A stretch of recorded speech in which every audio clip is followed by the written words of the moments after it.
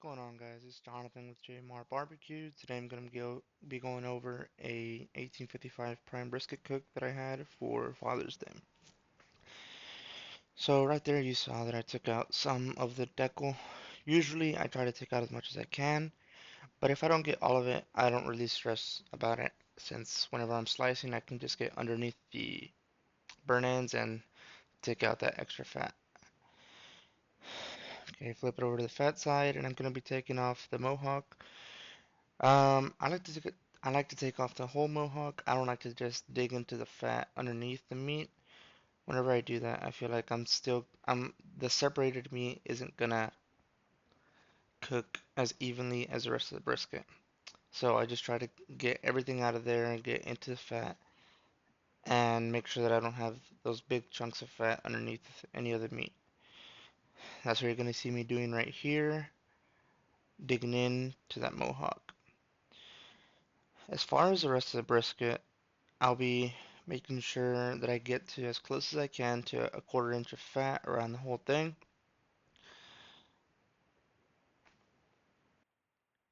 And also, since I didn't have that many briskets to cook, I only had five and I had a lot of time, I really took my time with these briskets. I wasn't in any rush, and since I was also recording, I didn't feel like rushing this trim, just so you guys could have a better look at what I was doing.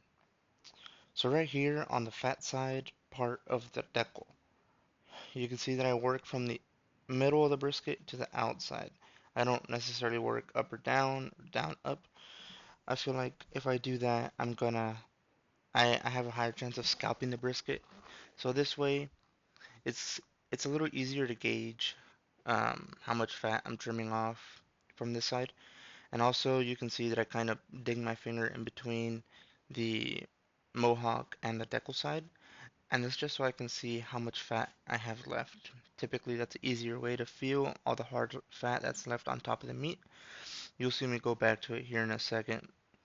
But I don't necessarily do one thing in the brisket at a time. If I see something that's bothering me, I'll just knock it out. Right there, I'm just trimming underneath the mohawk. And right here, as you saw, I like to make a straight line from the mohawk all the way to the tip of the flat. Um, that'll give me a better gauge of how much thin, loose meat I have in the flat. As you all know, it's better for you to remove all of the thin meat in the flat so it doesn't overcook and that you have even thickness all the way around the flat.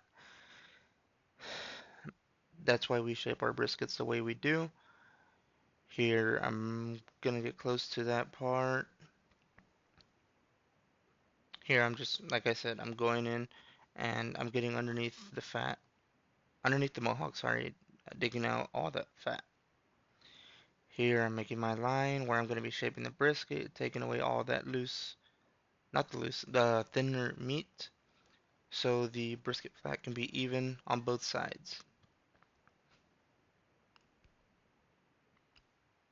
Okay, also on the other side of the brisket, on the thick side, I also like to draw an imaginary line from the tip of the mohawk to the other side, and that's where I'm going to start my cut, and I'm going to go straight down. That's what you saw me doing right there. The reason I do that is because it'll expose some of the meat on the flat side and it'll give me a better gauge as to how much fat I actually have on that flat. These 1855 briskets can be a little more tricky than other brands. They usually have a lot more fat. So I think it's pretty important to do that, especially on these briskets. That way I'm not guessing as to how much fat I have and scalp on the first uh, cut. This is what I was talking about again. I go from the middle out. I still had some fat left over on there, so I work my way down the fat. On the rest of the brisket, I'll work from the top to the bottom here as I'm doing right now. I'm not working out anymore. I'm going down. And I'm just taking little bits of fat off at a time, not in a rush, like I said. In the middle of the brisket where the point and the flat connect, there's usually thicker piece of fat than on the rest of the brisket. That's why whenever you slice, sometimes you'll see a big band of fat on top of the first slice if you do split the brisket. Right there, I'm sure you saw there was a huge chunk of fat on top of the meat that I exposed, and that's why I do that. I like to see how much fat is on top of the meat. I don't like to guess.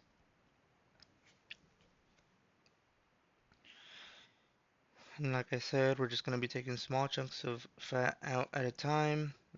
I had a bunch of time here, so like I said, I wasn't in a rush. Here I'm working down the flat already. And I spent a good amount of time on this. Like I said, I had no rush here. Right there, you can see big chunk of fat on top of the meat. It's real important to get that out. If you don't, you're going to end up with a bunch of unrendered fat. Doesn't matter how good you can render the fat or how good of a pit you have. With that big chunk of fat, you might render some of it, but you're never going to get all of it.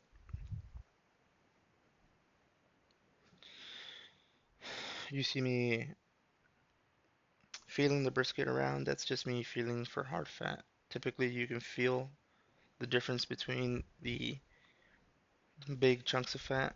Whenever you have a bunch of fat left, it'll be a little harder than where you already have less. Whenever you're closer to a quarter inch of fat, it's not going to feel as hard.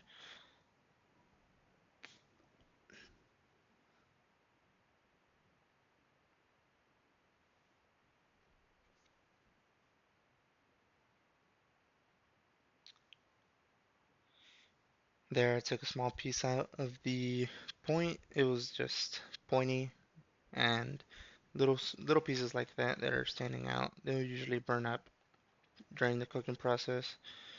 So like I said, I'll just make it as round as possible, aerodynamic as possible. Make sure that nothing's gonna burn up throughout the cook.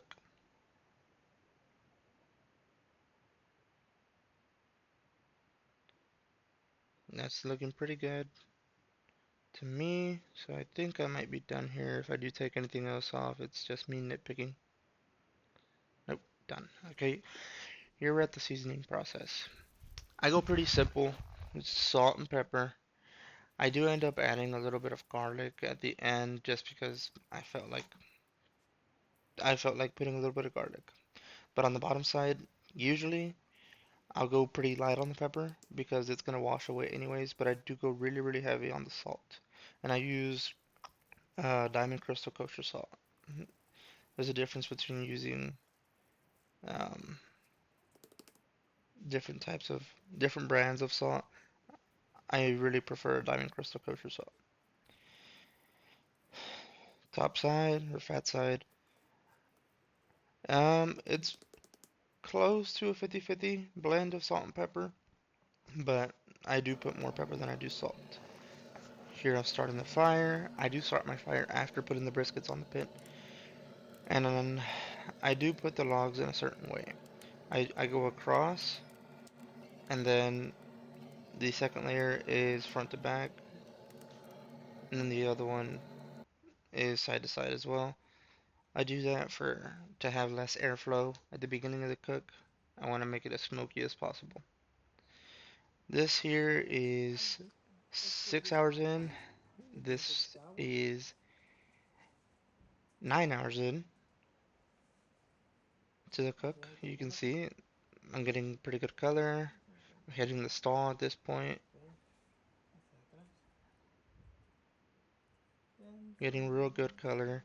And right there on that second brisket, the little piece of fat you can see at the bottom, that's the decal that I didn't carve out all the way, but I'll be able to get it during the slicing. So it's not a big deal. I also had a pork butt cooking today, so I have that on there. These briskets are a little bigger, so they're lagging a little bit, but I do rotate just to get even cooking on all of them. If there's any pools of fat, if there's any pooling, I make sure to tip them over. I don't want to wash away any of the bark. This is around 11 and a half hours in. I'm cooking at around 250. I did start off at 200, 225, and I work my way up to 250 so I can render that fat. I'm not wrapping these briskets, so I don't have anything helping it cook, so I can render that fat. I want to render that fat on top as much as possible.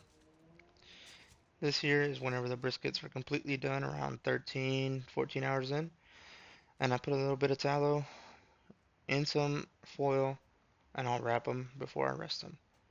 But they're not going back on the pit, they're just going in the food warmer. I didn't get to save the video of me slicing, but that there was the end product. Um, Not taken by me, somebody else took that picture. Unfortunately, I wasn't able to save that video of me slicing. I'll make sure to get that in the next video.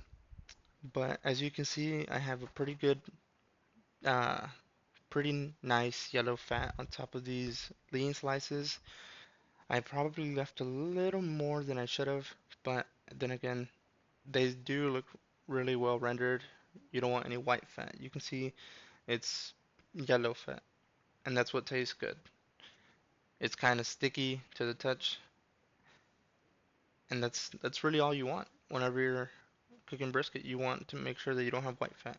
Yellow fat is good fat. And that's pretty much it, guys. That's a good summary of this cook. If you have any questions, leave them down in the comments below, and I will try to get to them as soon as possible. Thanks, guys.